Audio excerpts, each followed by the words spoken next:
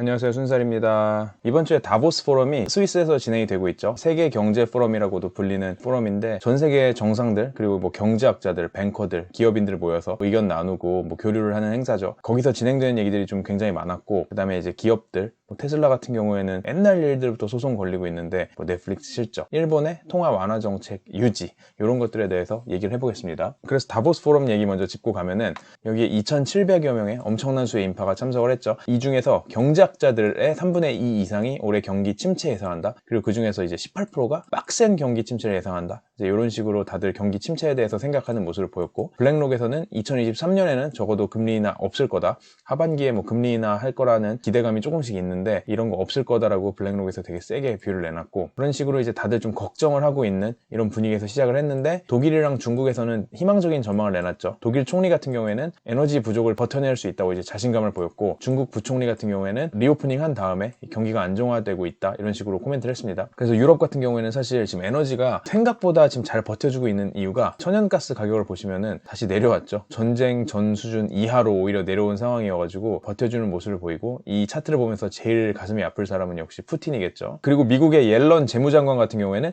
이 중국 류허 부총리를 만났죠. 다보스 포럼에서 만난 건 아니고 다보스 포럼이 열리는 이 스위스 어딘가에서 첫 대면 회담을 가졌고, 베이징에도 방문하겠다 이런 식으로 되게 화기애애한 분위기를 다시 좀 만들고 있어서 2023년에 중국이 다시 경제성장 모드로 돌아서면서 좀 미중 관계도 같이 좀 부드러운 무드로 돌아서는 건가라는 이제 기대를 조금은 불러온 미팅이었고요. 어쨌든 간에 경기 침체 걱정 자체는 미국에서 계속 되고 있는데, 이제 PPI라던가 소매 판매 같은 지표들이 계속해서 낮게 나오고 있고, 이 필수 소비재 지출, 특히 의류 지출이 계속 줄어들면서 이제 금리 인상 여파가 계속해서 지출에서 확인이 되고 있죠. 그리고 최근에 경기 지표에서 나타나는 이제 큰 현상이, 이제 물건을 만들어내는 제조업 경기는 다시 계속해서 이제 내려가고 있고, 서비스업, 사람들에게 서비스를 제공하는 이런 업종 같은 경우에는 아직도 올라가고 있는 모습을 보이는데, 이게 물가에서 특히 나오죠. 물가는 상승률이 계속해서 낮아지고 있고, 서비스 물가 상승률은 계속 높아지고 있고, 크게 나눠봤을 때 제조업 경기 자체는 계속 안 좋고, 대신에 이 서비스업으로 분류할 수 있는 항공주 실적은 계속해서 올라가고 있죠. 1분기 실적이 시장 예상치 더블 나올 거라고 유나이티드 항공이 얘기를 하면서 이제 항공주들 기대감도 계속 불러오고 있는 상황이고요.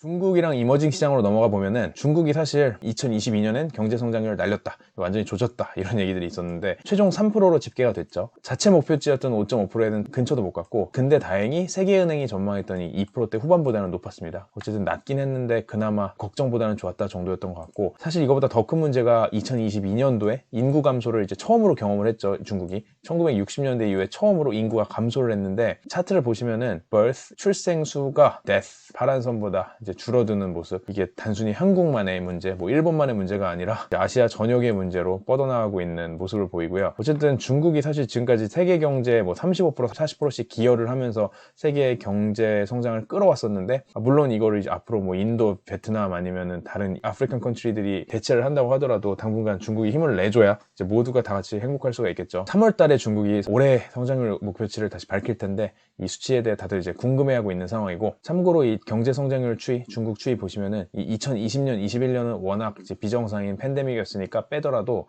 어쨌든 낮아지고 있긴 했습니다. 이제 6%까지 내려왔었는데, 이때도 사실 엄청 걱정이 많았어요. 매년 더블 디짓 근처까지 가던 나라가 이제 계속 성장률 떨어지면 어쩌나 걱정했었는데, 이제는 3%에 멈췄죠. 그래서 올해 5% 하더라도 사실 계속 장기적으로 낮아지는 추일 수밖에 없습니다. 그리고 이제 중국 규제 관련해서, 중국이 이제는 테크 플랫폼들에 대한 규제를 풀고 있는 모습이잖아요. 근데 이게 푼다고 해야 되는지, 아니면 규제를 정말 이제 할 만큼해서 더 이상 규제를 안 해도 될 정도로 잡은 건지 의견이 갈릴 수가 있는데, 저는 후자라고 생각을 하고, 어쨌든 간에 디디 추신 같은 경우에는 신규 유저도 가입하게 해주고 앱도 다운로드 할 수 있게 해주고 하는 식으로 규제를 풀어줬죠. 열어준다기보다는 국가 차원의 교통 플랫폼인 강국교통이라는 걸 출시 준비하고 있습니다. 그래서 국가 차원에서 아예 이런 앱을 하나 열어가지고 차량 예약 서비스부터 시작해가지고 각종 빅테크 플랫폼들, 위챗, 틱톡, 알리바바랑 다 연동시키고 해서 아예 국가 차원의 빅테크 플랫폼을 만들겠다, 이런 목표가 있는 거라서 테크 회사들에 대한 규제가 풀렸다라고 얘기하기에는 먼지 날 때까지 탈탈 털리고 정보 다 털리고 노하우까지 다 정부에 뺏겼다라고 보는 게 저의 개인적인 생각이고요. 근데 거기에 비해서 사실 컨텐츠 개방 자체는 정말로 개방이 일어나고 있습니다. 그래서 보시면 디즈니 마블 영화가 2019년 이후로 처음으로 상영 재개가 될 건데, 블랙팬서 2 그리고 앤트맨 인벤토리는 이제 개봉을 해야 되는 거죠. 요것들이 이제 다음 달부터 중국에서도 다시 풀릴 거고요. 전기차 같은 경우에는 이제 가격 인하 치킨 게임이 시작이 됐죠. 테슬라가 먼저 연초에 기습 가격 인하를 했고 그 이후에 일주일 동안 중국에서 팔린 게 그 전년도에 같은 주간에 팔린 것보다 76% 올랐다고 합니다. 그래서 엄청 가격 인하 효과를 다시 보고 있고, 실제로 인벤토리, 자동차 재고도 작년 3분기, 4분기 들면서 계속 쌓여가는 모습을 보이다가 올해 들어서 가격 깎고 나서 다시 확 줄어들었다고 하죠. 그리고 테슬라가 가격 깎으니까 샤오펑도 가격을 깎았죠. 비아디나 광저우 자동차 같은 경우에는 아직 안 깎긴 했는데 합세를 하게 되지 않을까라는 게 저의 생각이고, 그리고 이 행동주의 투자자들이 중국 주식에도 들어가기 시작했습니다. 사실 이게 얼마나 할 수 있을지 모르겠는데, 라이언 코hen 같은 경우에는 게임스톱 사태에 어쨌든 시초가 됐던 인물이 알리바바 지분을 취득을 해서 계속해서 알리바바의 자사주 사라고 압박을 넣고 있습니다. 그래서 알리바바 입장에서도 뭐 자사주 매입 계획 늘리는 식으로 반응을 11월에 했었는데 계속해서 당연히 이제 저항을 하고 있긴 하고, 중국 회사를 대상으로 한 미국인들의 행동주의가 얼마나 먹힐 것인지 이 부분에 대해서도 좀 관심이 많이 가고, 그 외 이머징 시장인 이 말레이시아나 인도네시아 같은 경우에도 긴축 속도를 확연히 줄이는 모습이죠. 말레이시아는 기준금리를 서프라이즈 동결을 했습니다. 올릴 줄 알았는데 동결을 했고, 인도네시아도 더 올리지 않고 25bp만 딱 올려서 5.75에 멈췄고요. 그래서 이머징 같은 경우에는 어쨌든 미국이랑 달리 이 정도 긴축했으면 됐고, 이제 슬슬 눈치 보면서 조절을 좀 하겠다, 시장을 다 망가뜨릴 수는 없다, 이런 상황인 것 같고, 실제로 뱅크 오브 아메리카에서 글로벌 펀드 매니저들을 대상으로 설문조사를 했을 때 1월 달에는 이 이머징 주식으로 펀드 매니저들이 가장 관심이 많이 몰렸다 그러죠. 미국 주식은 오히려 빼고 이머징 주식, 유럽 주식 순위가 뭐 저페니스 에퀴티스 이런 식으로 정리가 돼 있고요. 일본 같은 경우에는 결론적으로 말하면 기준금리 동결을 했습니다. 그리고 뭐 양적 완화, 뭐 통화 완화책 다 그대로 유지를 했는데, 그걸 앞두고 나서 사실 이제는 긴축으로 바꾸지 않을까라는 생각에 국채금리 업 베팅이 늘어났었습니다. 금리 시장을 보면은 현물 시장, 이 채권 시장이 있고, 그 다음에 선물 시장,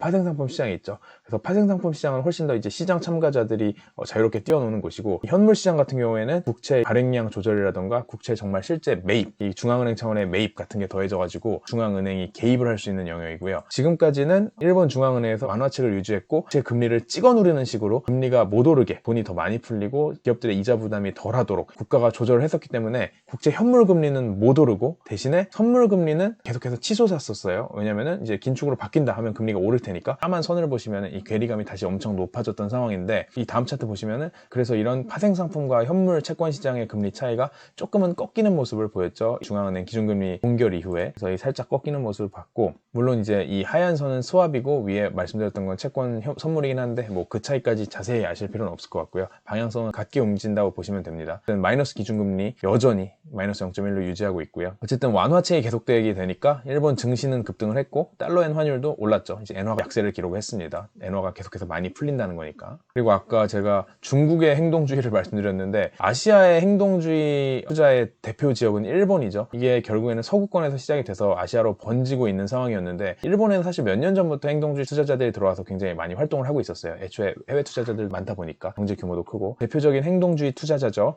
이 엘리엇 같은 경우에는 이제 일본의 유명 헤지펀드 매니저를 뽑아와서 행동주의 투자의 이 프레젠스를 더 늘리겠다라는 식으로 사세를 확장하고 있고, 전 세계적으로 의약품 품귀 현상이 일어나고 있어요. 이제 중국에서도 그렇고 뭐 한국에서도 그렇고, 한국도 지금 뭐 병원들에서 약제 구하기가 힘들다고 하는데, 유럽에서도 이 프랑스에서는 항생제가 부족한 사태가 일어나다 보니까 정부에서 약국들한테 허가를 해줬습니다. 이런 간단한 항생제 같은 경우에는 약국에서 직접 만들어서 팔 수 있게, 약국에서 직접 항생제를 제조할 수 있게 허가를 해줬어요. 기업들 주요 내용들을 보면, 넷플릭스 같은 경우에는 4분기 실적이 괜찮았죠. 사실 뭐 순이익만 놓고 보면 실망인데, 이 차트 보시면은 분기별 가입자 수 증가폭이 나오는데, 작년 1, 2분기 말아먹고 작년 3, 4분기에 하반기에는 회복한 모습을 보이죠. 이 회복의 주요 공신 중에 하나가 Ad Supported Tier, 광고를 보면은 가격을 깎아주는 광고 티어의 도입이죠. 광고 요금제의 도입이었죠. 그래서 이 프로젝트를 주도했던 인물이 이번에 공동 CEO 자리로 올라왔습니다. 공동 창업자였던 리드 헤이스팅스 같은 경우에는 이 자리를 넘겨주고 이사회 의장으로 좀 은퇴 플랜을 짜는 모습이고요. 은행주 같은 경우에는 골드만삭스는 실적이 안 좋았고, 모건 스탠리 같은 경우는 실적이 좋았습니다. 물론 절대치만 놓고 보면 작년 대비에 당연히 다들 힘들었는데, 골드만삭스는 어쨌든 주가도 폭락을 했고 모건 스탠리는 폭등을 했는데, 그 주요한 차이는 뭐냐면은 사람들이 다시 이 B2C 부문의 사업에 집중을 하기 시작했어요. 투자자들이. 그래서 B2C가 앞으로의 미래고, 이게 탄탄하게 돈을 벌어주는 스테디 캐시플로우의 비즈니스인데, 이 부분을 이제 잘하고 있는 회사가 이제 주가 인정을 다시 잘 받는, 이제 팬데믹 동안은 잠시간 다시 뭐 트레이딩, 인베스트먼트 뱅킹, 기업 고객 대상의 비즈니스들이 훨씬 더 이 시장 변동성이 커지면서 화랑을 띄었다가 장기적인 본질인 B2C로 시장에 관심이 돌아오고 있는 것 같고요. 모건 스탠리 같은 경우에는 이제 B2C 힘쓴 지 10년이 넘은 곳이어가지고 탄탄히 좀 자리를 잡은 모습이고, 골드만삭스는 사실 이 부분을 아직 자리를 잡지 못하고 계속 키우고 있는 상황인데, 최근에 이제 소매 금융 부문에서 잘 못하고 있다고 하면서 아예 조직 개편까지 했었죠. 그리고 이번 실적에서는 최근 3년간 3 빌리언 달러 날렸다라는 식으로 좀 안 좋은 얘기가 나왔고, 그래서 차트 보시면은 이 모건 스탠리 같은 경우에는 이 하얀 부분이 B2C 스테디 캐시플로우들 얘기하는 거고, 비중이 뭐 반반 거의 뭐 비슷하게 가고 있죠. IB 인베스트먼트 뱅킹 이 투자은행 비즈니스랑. 근데 이 골드만삭스 같은 경우에는 하얀 부분 이 스테디한 캐시플로우가 늘어나긴 했으나 여전히 인베스트먼트 뱅킹 의존도가 높아서 시장에서는 좀 걱정을 하고, 여기에 관련해서는 저희가 이제 순살에서 예전에 유튜브 영상을 만들어 놓은 게 있으니 요거 보시면 훨씬 더 잘 이해가 되실 것 같고, 테슬라 같은 경우에는 지금 오토파일럿 영상 주작 논란에 휩싸였죠. 그래서 2016년에 오토파일럿 영상을 이제 데모 영상을 공개했던 거에 이게 그냥 하드코딩 돼서 본인들이 이제 원하는 대로 그냥 조작스러운 이 자율주행 영상을 내보낸 거고, 실제로 이제 그 당시에 구동 가능한 자율주행이 아니었다고 하는 이메일이 유출이 됐죠. 그래서 일론 머스크가 지시하면서 나중에 업데이트해도 되니까 일단은 미래에 우리가 할 수 있는 거를 지금 할 수 있는 것처럼 그냥 보여줘라 라는 식으로 지시한 게 논란이 되고 있는 상황이고, FTX 파산 여파 때문에 이 코인계의 거대 지주 회사였던 이 DCG, 디지털 커런시 그룹, 뭐 제일 큰 회사 중에 하나였는데 여기가 지금 마탱이가 가고 있죠. 그래서 사실 여기에서 이제 제네시스 랜딩이라는 이 서비스가 유명했는데 암호화폐 대출 서비스인데, 여기가 지금 문제가 많습니다. 그래서 여기에 얽혀있는 또 다른 이제 회사 중에 하나가 한국의 고팍스라는 거래소인데, 고팍스도 DCG가 투자한 회사예요. 그런 식으로 다 얽혀서 힘든 상황에 제네시스가 지금 파산 신청을 결국 했죠. 이 FTX에 돈이 묶이면서 다 같이 연쇄적으로 힘든 상황이고, DCG 같은 경우에는 이런 식으로 손실이 계속 나니까 알짜 자회사들도 팔아가지고 지금 현금 유동성을 마련해야 되는 상황이라, 코인데스크, 코인계 미디어 중에 제일 유명한 미디어 업체죠. 코인데스크 매각을 추진 중인데 지금 이제 200 밀리언,